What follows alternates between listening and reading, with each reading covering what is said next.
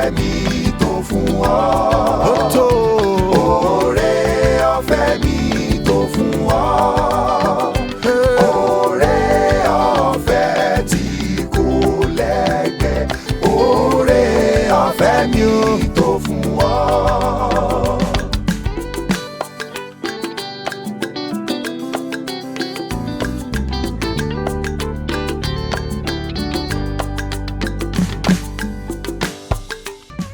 Oore ọ̀fẹ́ mi tó fún ọ.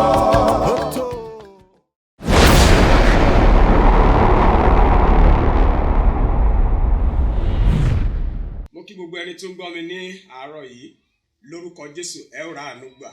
Mo dẹ̀ kí wa wípé a kú ọdún, a kú ìyèdún lórúkọ Jésù, ẹ̀mí wa yóò ṣe ọ̀pọ̀lọpọ̀ rẹ̀. Ọdún yìí fún ìwọ, fún èmi lórúkọ Jésù kò ní jẹ́ àṣemọ́.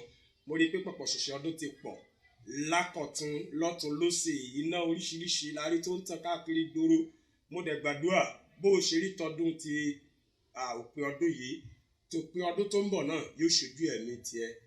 Níwájú mi ní àárọ̀ yìí gẹ́gẹ́ bí a ṣe mọ̀, a ó gbọ́ ọ̀rọ̀ Ọlọ́run, a ó ka ọ̀rọ̀ Ọlọ́run, a ó ṣíra wa níyè. Àkórí tó wà níwájú mi láàárọ̀ yìí ni ìbí ọba náà, ìbí ọba náà, the birth of the king. A ó kà láti inú ọ̀rọ̀ Ọlọ́run, ṣùgbọ́n ká tó ka ọ̀rọ̀ Ọlọ́run ẹ jẹ́ kí a gbàdúrà. Ọlọ́run ayérayé a gbé yín ga, a yìn yín lógo nítorí pé ẹ jẹ́ bàbá tó dára sí wa. A dúpẹ́ nítorí pé ẹ mú wa rí ọdún yìí láyọ̀, a ṣe nínú ayọ̀, ẹ ò jẹ́ ká ṣe nínú ìbànújẹ́. Ògo ni forúkọ yín Ọlọ́run, ẹ gba ọpẹ́ wa. A tún fẹ́ gbọ́rọ̀ yín gẹ́gẹ́ bí ìṣe lórí àkọ́tún ètò yìí. Orí ọ̀fẹ́ fún tọ́jọ́ tòní, Olúwa ẹ bá wa sọ̀rọ̀, ẹ ṣàánú fún wa Ọlọ́run. Ògo ni forúkọ yín lókè ọ̀run. Ọ̀rọ̀ náà ẹ jẹ́ kó yé wa, ẹ jẹ́ kó yé wa lórúkọ Jésù Kristi Olúwa wa, àmín.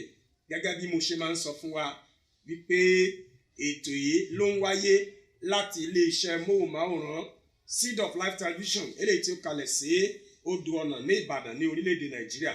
Orúkọ tèmi ni Yusuf David, olùṣọ́ àgùntàn Kenaland Baptist Church. Ẹ jẹ́ kí a jọ lọ wo ọ̀rọ̀ Ọlọ́run. Mo ń kà láti inú ìwé Luke orí 2, màá kà láti ẹsẹ̀ 4 títí dé ẹsẹ̀ 14, láti ẹsẹ̀ 6 títí dé ẹsẹ̀ 14.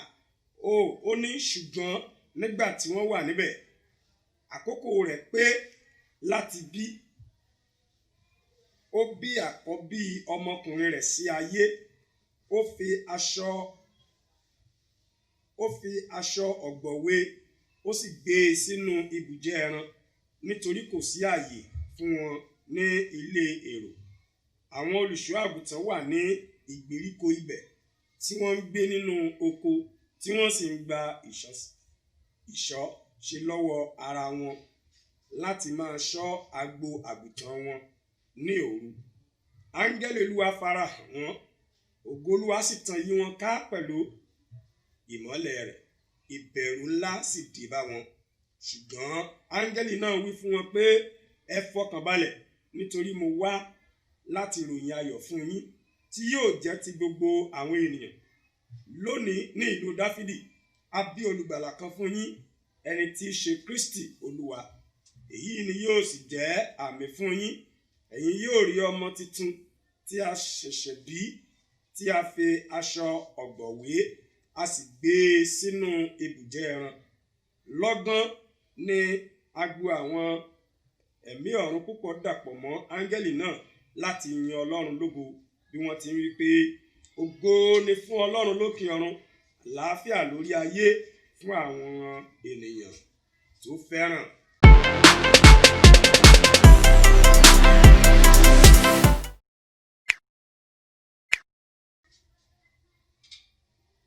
Ìbí Jésù Kristi Olúwa wa, ohun tó so mọ́ ó pọ̀. Èyí tí a fẹ́ gbéyẹ̀wò òun náà ni ìtàn rẹ̀. Ó ṣe jẹ́ ní àkókò yìí ni kò sí ààyè ní ilé èrò, tó fi jẹ́ wípé ibùjẹ ẹran ni a lọ bí sí. Nígbà tí a bí sí ibùjẹ ẹran tán, a tún tẹ́ ẹ síbẹ̀. Mo ń ṣèwádìí kí ni à ń pè ní ibùjẹ ẹran tàbí ibi tí a tẹ́ Jésù Kristi Olúwa wa sí. Mo lọ sí ibi tí wọ́n ti ń sin ẹran ní agbo ẹran. Mo rí wípé ibi tí a lè tẹ́ èèyàn sí ní àkókò bẹ́ẹ̀ tàbí nírú àyíká bẹ́ẹ̀ ó jẹ́ ibi tí àwọn ọlọ́gbà ẹran kàn fún ẹran láti máa jẹ, èyí tó túmọ̀ sí wípé a bí nígbà tí a bí sí ibùjẹ ẹran a tẹ́ sí inú ibi tí àwọn ẹran ti lè jẹun. ẹ rí wípé ó lágbára. àwọn nǹkan bíi mẹ́ta náà mo fẹ́ ká yẹ̀wò nínú ìtàn yìí tí a ó sì kẹ́kọ̀ọ́ ní kúkúrú níbẹ̀. àwọn tí a ó gbé yẹ̀wò ní ẹsẹ̀ kẹrin, ẹ jẹ́ ká wo kí ni ẹsẹ̀ kẹrin kọ́kọ́ sọ fún wa. ẹsẹ̀ kẹrin sọ fún wa wípé Jósẹ́fù náà kúrò ní Násárẹ́tì ti Gálílì ó sì gòkè lọ sí Júdà ní ìlú Dáfídì tí a ń pè ní Bẹ́tlẹ́hẹ́mù, nítorí láti ilé ẹ̀yà Dáfídì ni ó ti wá, kí a bá lè fi orúkọ rẹ̀ sílẹ̀ pẹ̀lú Màríà àfẹ́sọ́nà rẹ̀ tí ó lóyún. ẹ̀rí àfẹ́sọ́nà ni, ìyẹn ni wípé wọn tiẹ̀ tí ì dàpọ̀. nǹkan àkọ́kọ́ tó wà ńbẹ̀ ni wípé a rí ìbí ìlóyún rẹ̀ gẹ́gẹ́ bí àsọtẹ́lẹ̀ tó ń wá sí ìmúṣẹ. alóyún rẹ̀ nípa ẹ̀mí mímọ́.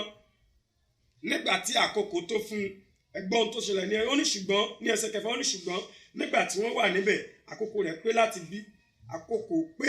láti bí nígbà tí wọ́n wá fẹ́ bí ibo ni wọ́n lọ bí sí, wọ́n bí Jésù Kristi wá sí ibùjẹ ẹran. eléyìí ṣàpẹẹrẹ nǹkan kan, àpẹẹrẹ tí ó ń túmọ̀ sí ni ìrẹ̀lẹ̀ ńlá gẹ́gẹ́ bí onígbàgbọ́ nírú àkókò pọ̀pọ̀ ṣẹ̀ṣẹ̀ ọdún yìí. ẹ jẹ́ ká pe àjọ ìrònúpìwàdà ara wa, pàápàá jùlọ fún onígbéraga. gbọ́, bí a bá lè bí olùgbàlà aráyé sí ibùjẹ ẹran, ẹ̀kọ́ ńlá tí Ọlọ́run fẹ́ kọ́ wa òun ni wípé kò sí irú ibi tí a bá bí wa sí, kódà kó jẹ́ ilé ìwòsàn tó dára jù ní gbogbo àgbáyé, òun la bí ọ sí. gbìyànjú láti ní ìrẹ̀lẹ̀. ohun kan kejì òun láòrí ní ẹsẹ̀ kẹwàá ó ní ṣùgbọ́n áńgẹ́lì náà wí fún wọn pé ẹ fọkàn balẹ̀, nítorí mo wá láti ìròyìn ayọ̀ fún yín tí yóò wà fún gbogbo ènìyàn. ohun tó ṣẹlẹ̀ ní ẹsẹ̀ kẹwàá ni pé ìbí rẹ̀ ó jẹ́ ìròyìn ayọ̀ ńlá fún gbogbo ayé. tó pọ̀ ń dunnú, ohun tó dára ni. wípé òun yọ ayọ̀, ohun tó dára ni. ní àkókò yìí nínú ọdún yìí nírú àyájọ́ ọjọ́ ìní tí a mọ̀ sí ọjọ́ kérésì, ohun tó dára ni, nítorí pé ohun tó dára ni fún ènìyàn. bóyá ènìyàn wà ní inú ìgbèkùn kan kó wá gbọ́ ìròyìn wípé àti ránṣẹ́ àbí ọba kan tàbí alágbára kan ti ránṣẹ́ láti mú ọ jáde kúrò nínú ìgbèkùn bẹ́ẹ̀, ó túmọ̀ sí pé irú ẹni bẹ́ẹ̀ fẹ̀rẹ̀ ni yóò máa yọ̀. ayọ̀ rẹ̀ nítumọ̀ ó wà nínú Bíbélì, torí pé ó jẹ́ ìròyìn ayọ̀. kò sì sí ìran ènìyàn kan tí yóò fi oyin sí ẹnu tí yóò tó ba ojú jẹ́. ìyẹn ni wípé ìròyìn ayọ̀ ńlá òun ni ìbí Jésù Kristi Olúwa wa jẹ́. má gbàgbé lákọ̀ọ́kọ́ ó ṣàpẹẹrẹ ìwà ìrẹ̀lẹ̀. ẹlẹ́ẹ̀kejì ìròyìn ńlá. ẹlẹ́ẹ̀kẹta ẹ jẹ́ ká wo ẹsẹ̀ ìkọkànlá kí ló sọ. ó ní lónìí yìí ní ìlú Dáfídì a bí olùgbàlà kan fún yín, ẹni tí ó ti ṣe Kristi. ohun kan kẹta rèé, a bí olùgbàlà fún wa tí í ṣe Jésù Kristi fún gbogbo ènìyàn láti gbà wá lọ́wọ́ ẹ̀ṣẹ̀. a bí olùgbàlà fún wa láti gbà wá nínú ìgbèkùn. a bí olùgbàlà fún wa fún gbogbo aráyé láti bọ́ nínú ikú ayérayé èyí tí Sátánì tó ṣètò. gbọ́ o, bó o bá wá yayọ̀ ikú àti tó bá yayọ̀ ikú, ǹjẹ́ ó ní ìṣẹ́gun lórí ikú? bó o bá ti gbà á gẹ́gẹ́ bí Olúwa àti olùgbàlà rẹ, ó túmọ̀ sí wípé o ò jẹ́ kí iṣẹ́ olùgbàlà, wíwá olùgbàlà kó nítumọ̀ nínú ayé rẹ. olùgbàlà aráyé ni. nǹkan kan tó wà tí mo tún rí nínú ìtàn ìbí yìí, a bí gẹ́gẹ́ bí ọba. nínú King James Version a ṣàlàyé fún wa dáadáa, ìròyìn ayọ̀ lélẹ́yìí tí mo ń kà sí wa létí, a ṣàlàyé rẹ̀ dáadáa fún wa wípé a bí gẹ́gẹ́ bí ọba ní ilé ọba, èyí tí ó jẹ́ wípé níwọ̀n ìgbà tí a bí Jésù Kristi Olúwa wa sínú ayé yìí gẹ́gẹ́ bí ọba, gbọ́ o, kò gbé inú ayé yìí bí ọba. ẹ̀rí wípé àpẹẹrẹ rẹ̀ ńlá kan tún nílé. ó wá sínú ayé yìí bí ọba, gẹ́gẹ́ bí ọba fún àwa àyànfẹ́ láti gbé gẹ́gẹ́ bí ọba ni.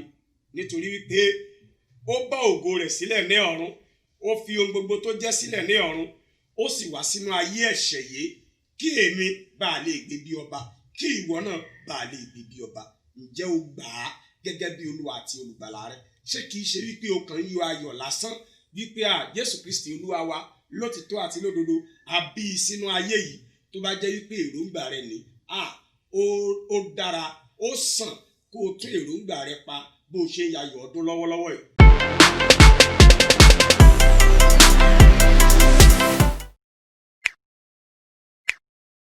lórúkọ Jésù Kristi Olúwa wa ò ní yayọ̀ lọ sọ́run àpáàdì. àti ní oríṣiríṣi ìrírí bẹ́ẹ̀ tí àwọn ènìyàn nínú ayé yìí nítorí ayọ̀ ìbí Kristi wọ́n lọ mu ọtí, wọ́n mu àmupara, wọ́n sì bẹ̀rẹ̀ sí ní ṣe ohun tí ò tọ́ káàkiri. Sátánì sì gba ẹ̀mí wọn. Má jẹ́ kí Sátánì ó gba ẹ̀mí tiẹ̀ náà nírú àkókò yìí o.